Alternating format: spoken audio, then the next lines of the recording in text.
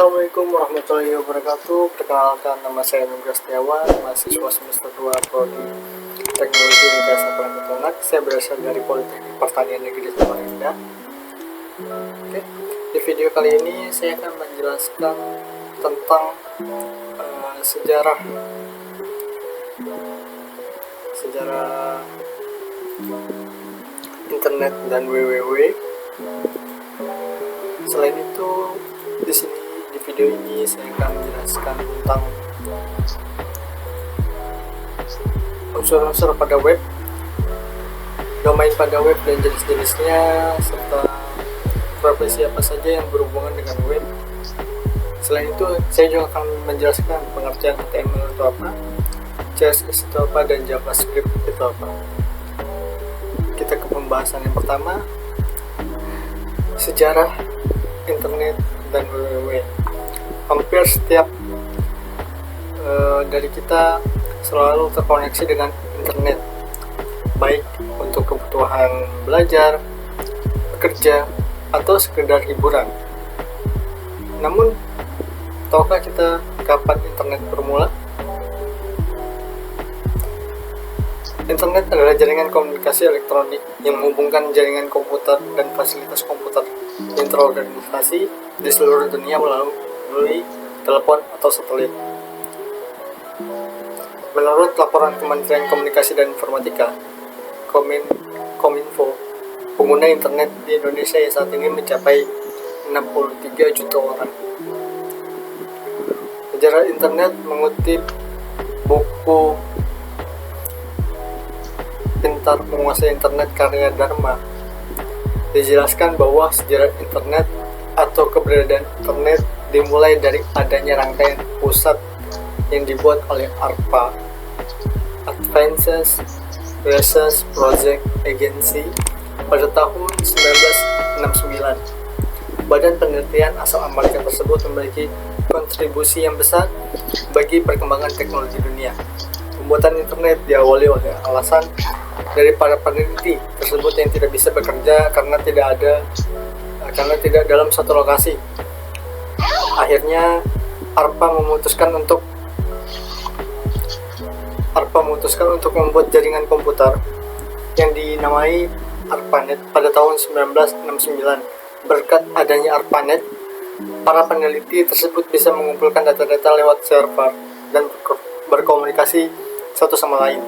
Pada saat itu, ARPANET terbentuk jalur atau kabel telepon dan digunakan oleh kalangan tertentu saja. Untuk mempercepat proses transmisi data, ARPANET mengajak kerjasama novel untuk menciptakan data-data tersebut bisa dipecah menjadi paket yang lebih kecil lewat teknologi paket switching. Perkembangan internet dikarenakan manfaat yang dirasakan cukup besar dari networking hasil ARPANET dan novel. Akhirnya para peneliti memutuskan untuk mengembangkan teknologi tersebut. Setelah itu, barulah teknologi networking digunakan pada sejumlah komputer dengan cakupan yang lebih banyak. Fitur dari networking yang pertama kali dikenalkan adalah email pada tahun 1972. Belum puas dengan kemudahan yang diperoleh dari adanya email, para peneliti terus mengembangkan protokol rangkaian pusatnya dari NCP ke TCP atau IP. Semenjak itulah internet mulai melambung. Pada tahun 1989, ARPANET sudah mempunyai 100 server yang saling terhubung. Dikarenakan ARPANET hanya bisa dijalankan oleh orang yang mengerti bahasa pemrograman, akhirnya dibuatlah Hypertext Transfer Protocol atau yang hari ini kita kenal sebagai HTTP. Keberadaan HTTP yang dirancang oleh tim Berners-Lee tersebut menjadikan lebih banyak orang lagi dapat mengakses internet. HTTP sendiri memiliki fungsi sebagai alamat yang digunakan dalam mengakses internet. HTTP memudahkan para pengguna dalam mencari apa yang ingin mereka akses. Adapun istilah untuk alamat yang ada dalam masing-masing komputer, yakni IP, yakni IP address yang tiap orang memiliki satu alamatnya masing-masing. Jadi itu sejarah singkat dari internet. Selanjutnya kita akan membahas tentang unsur-unsur pada web.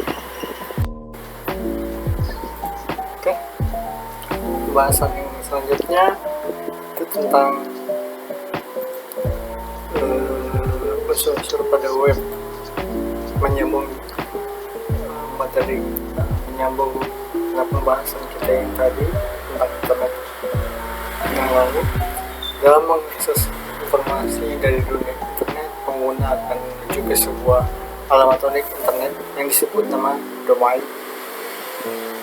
Domain name atau URL, uniform resource locator, dan menentukan dan menemukan informasi berbentuk teks, gambar, animasi, ataupun suara dalam sebuah media yang disebut dengan website atau situs. Website ini dibuka melalui sebuah program penjelajah browser yang berada di sebuah komputer. Program penjelajah yang bisa digunakan dalam komputer diantaranya Internet Explorer, Firefox, Mozilla, Netscape, Safari, dan Opera. Unsur-unsur website atau situs itu menyediakan keberadaan sebuah website, maka harus tersedia unsur-unsur penunjangnya sebagai berikut. Yang pertama itu ada nama domain. Pengertian nama domain atau bisa disebut dengan domain name atau URL adalah alamat unik di dunia internet yang digunakan untuk mengidentifikasi sebuah website, atau dengan kata lain, domain name adalah alamat yang digunakan untuk menemukan sebuah website pada dunia internet. Yang kedua itu ada rumah tempat website atau web hosting. Pengertian web hosting dapat diartikan sebagai ruangan yang terdapat dalam hard disk, tempat penyimpanan berbagai data, file-file, gambar, dan lain sebagainya yang akan ditampilkan di website besarnya. Besarnya data yang bisa dimasukkan tergantung dari besarnya web hosting yang disewa atau dipunyai. Semakin besar web hosting, semakin besar pula data yang dapat dimasukkan dan ditampilkan dalam website. Yang ketiga, bahasa program. Script program adalah bahasa yang digunakan untuk menerjemahkan setiap perintah dalam website yang pada saat diakses. Jenis bahasa program sangat menentukan statistik, dinamika, atau interaktifnya sebuah website. Semakin banyak ragam bahasa program yang digunakan, maka akan terlihat website semakin dinamis dan interaktif serta terlihat bagus. Yang keempat ada desain website. Setelah melakukan penyewaan domain name dan web hosting serta penggunaan bahasa program, script program, unsur website yang paling penting dan utama adalah desain. Desain website menentukan kualitas dan keindahan sebuah website. Desain sangat berpengaruh kepada penilaian pengunjung akan bagus tidaknya sebuah website. Dan masih ada publikasi website. Keberadaan situs tidak ada gunanya dibangun tanpa dikunjungi atau dikenal oleh masyarakat atau pengunjung internet. Karena efektif, tidaknya situs sangat tergantung dari besarnya pengunjung dan komentar yang masuk. Untuk mengenalkan situs kepada masyarakat memerlukan apa yang disebut publikasi atau promosi. Publikasi situs masyarakat dapat dilakukan dengan berbagai cara, seperti dengan pamflet, selembaran, baliho, dan lain sebagainya. Tapi cara ini bisa dikatakan masih kurang efektif dan sangat terbatas. Cara yang biasanya dilakukan dan paling efektif dengan tak terbatas ruang atau waktu adalah publikasi langsung di internet melalui search engine search. Mesin pencari SPT, Yahoo, Google, Search Indonesia, dan lain sebagainya. Yang terakhir, pemeliharaan website. Untuk mendukung kelanjutan dari situs diperlukannya pemeliharaan setiap waktu sesuai yang diinginkan. Setiap penambahan informasi, berita, artikel, link, gambar, atau lain sebagainya tanpa tempat pemeliharaan yang baik, situs akan terkesan membosankan atau monoton. Segera ditinggal pengunjung. Pemeliharaan situs dapat dilakukan per periode tertentu seperti tiap hari, tiap minggu, atau tiap bulan. Sekali secara rutin atau secara periodik saja tergantung kebutuhan tidak rutin. Pemeliharaan rutin biasanya dipakai oleh situs-situs berita, penyediaan artikel, organisasi, atau lembaga pemerintah. Sedangkan pemeliharaan periodik biasanya untuk situs-situs pribadi, penjualan, e-commerce, dan lain sebagainya. Lanjut ke pembahasan selanjutnya, domain pada web dan jenis-jenisnya.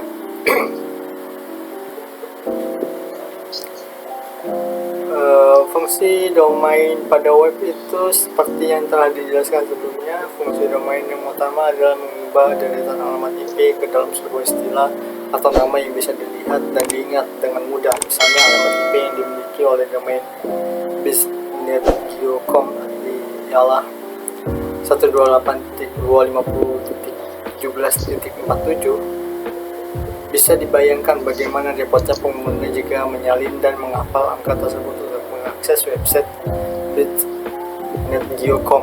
Belum lagi jika pengguna salah memasukkan alamat IP yang membuat website tidak dapat diakses. Oleh karena itu lahirlah fitur domain yang bisa menjelaskan kumpulan angka tersebut ke dalam nama domain. Jenis-jenis domain itu ada beberapa jenis top level domain, antara lain com, net, edu. Pada umumnya orang menggunakan TLD karena ekstensi domain yang dimiliki pada level ini sangat umum dan mudah diingat. Bahkan beberapa domain juga dapat membantu meningkatkan ekstensi dan kredibilitas dari sebuah website. TLD terbagi ke dalam beberapa kelompok ekstensi domain, yaitu generic top level, country code top level domains. Yang kedua itu selanjutnya itu ada second level domain, kembali kepada URL www.biznet.geo.com. Jika com merupakan level domain tingkat top level domain, maka biznet.geo merupakan domain tingkat second level domain. SLD atau bisa disebut second level domain merupakan nama dari alamat sebuah alamat website yang letaknya di depan top level domain. Sama seperti alamat IP, nama domain juga harus memiliki keunikan dan berbeda antar setiap website. Bahkan terdapat undang-undang khusus yang mengatur kepemilikan nama domain lengkap dengan sanksi pidananya jika terbukti melakukan pencurian. Domain SLD bisa kamu daftarkan secara bebas, akan tetapi memiliki masa aktif minimal 1 tahun. Setelah masa aktif habis, kita harus melakukan perpanjangan dengan menambah biaya sehingga domain dapat kembali aktif dan digunakan seperti semula. Yang ketiga, yang terakhir itu adalah third level domain level. Domain ini juga dikenal dengan istilah subdomain dalam URL www.biznet.geo.com. Third level domain TLD terletak di depan second level domain. Dalam hal ini adalah www itu termasuk third level domain. Third level domain sendiri digunakan untuk memisahkan website halaman utama dengan subpage yang mengandung konten lain di luar halaman utama website. Sebagai contoh, news.google.com. Domain news di sini digunakan pada halaman baru di luar website utama yang sengaja dibuat untuk melakukan publikasi berita dan informasi terupdate di situs Google. Jadi itu tadi tentang domain pada web dan jenis-jenis domain. Selanjutnya, profesi apa saja yang berhubungan dengan web? Oke, akhir-akhir ini kemajuan informasi, teknik informasi itu membuat semakin banyak diterapkan dalam berbagai bidang, mulai dari industri, manufaktur, pendidikan, bahkan kegiatan sehari-hari. Semakin banyak yang mengandalkan kecanggihan IT, adanya pandemi yang mulai merebak pada awal 2020 pun membuat proses transformasi digital menjadi semakin masif.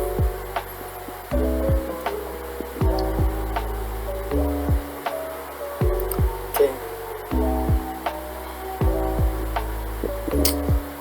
Maka tak dipungkiri lagi bahwa bidang IT termasuk salah satu industri yang paling menjanjikan untuk berkarir di masa depan. Ada banyak jenis pekerjaan IT yang bisa kita pertimbangkan untuk digeluti secara serius karena memiliki prospek yang cerah. Berikut adalah beberapa di antaranya. Yang pertama adalah Information Security Analyst. Semakin banyak data sensitif yang diunggah dan disimpan dalam platform digital, maka semakin tinggi pula risikonya. Di sini peran Information Security Analyst menjadi semakin diperlukan. Terlebih lagi kejahatan cyber pun semakin marak dan beragam. Information Security Analyst bertugas untuk menganalisa suatu sistem dan membuatnya aman dari berbagai macam risiko keamanan cyber. Dalam menjalankan tugasnya, mereka perlu berpikir kreatif dan teliti demi memastikan tidak ada celah yang membahayakan sistem yang dikerjakannya. Yang kedua itu adalah Machine Learning Engineer.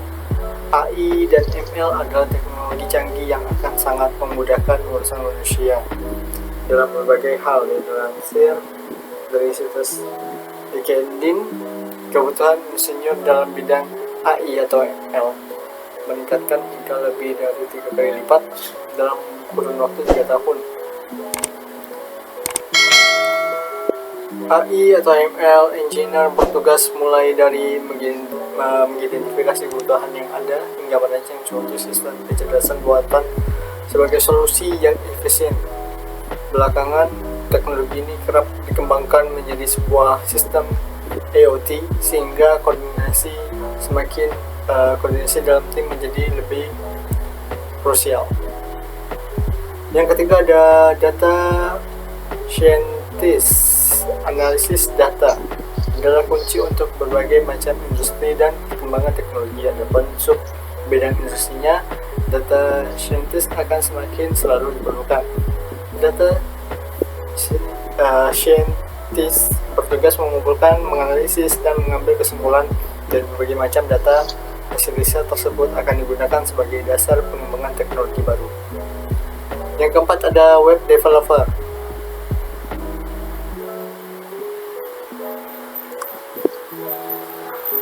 Secara umum, web developer ada 3 jenis, yaitu front-end developer, back-end developer, full-stack developer. Front-end developer bertugas untuk mengatur bagian website yang terlihat oleh pengunjung, termasuk UX dan UI. Back-end developer bertugas mengatur elemen di belakang layar, misalnya server database. Yang ketiga, full-stack developer mencakup semua tugas front end dan back end sekaligus. Yang kelima itu ada software developer engineer. Yang keenam itu computer hardware engineer. Yang ketujuh ada cloud architect. Jadi itu tadi profesi-profesi yang berhubungan dengan web. Kita ke pembahasan selanjutnya, pengertian HTML, CSS, dan JavaScript. Oke, pengertian HTML atau bisa disingkat atau bisa pengertian HTML atau kepanjangannya itu Hypertext Markup Language adalah bahasa markup yang digunakan untuk membuat halaman web. HTML adalah markup yang digunakan untuk mendefinisikan struktur halaman web. Hal ini seperti misalnya membuat elemen paragraf, gambar, link, dan lain sebagainya.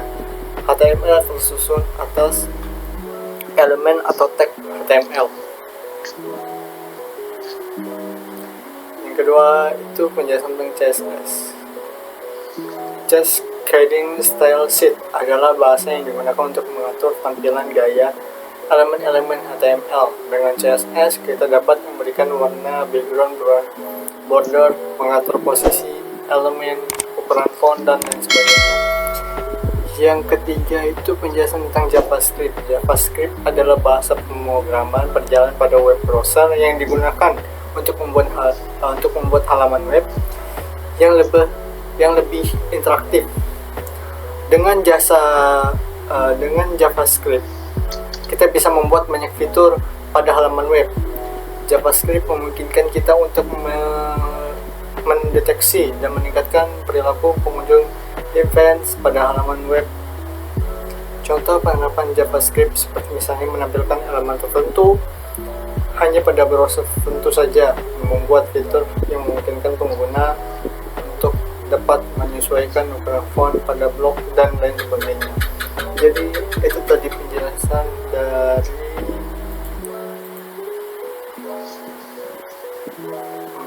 sejarah internet dan web, unsur-unsur pada web, domain pada web, dan jenis-jenisnya, profesi yang berhubungan dengan web, pengertian HTML, CSS, dan JavaScript. Mungkin apabila ada kekurangan atau kesalahan penyebutan kata yang saya lakukan, saya minta maaf sebesar-besarnya.